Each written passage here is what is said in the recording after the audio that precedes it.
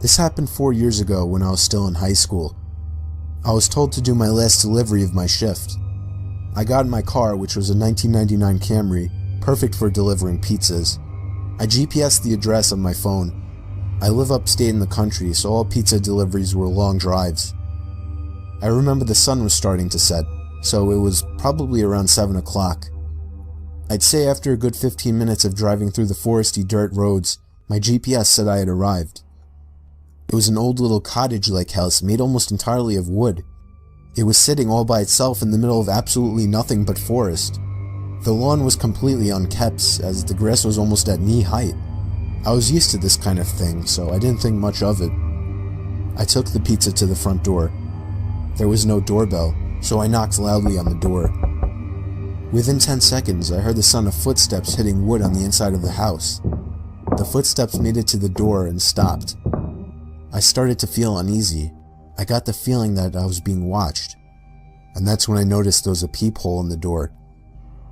"It's the pizza guy," I called out.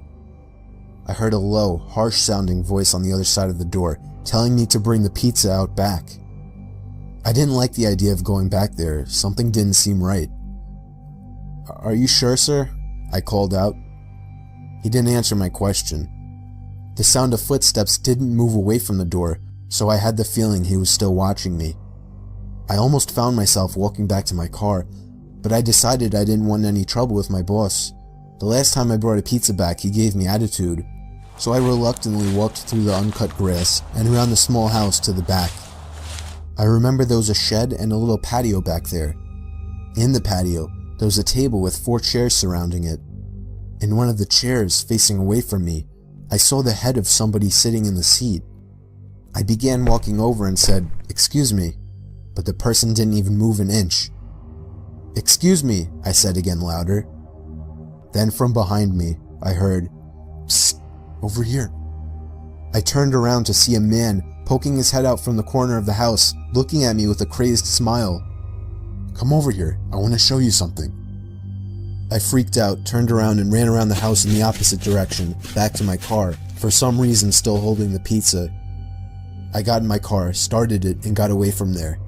On my way back to the pizzeria, I pulled over to the side of the road and called the police.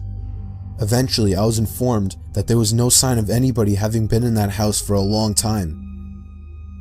I quit my delivery job a few days after that.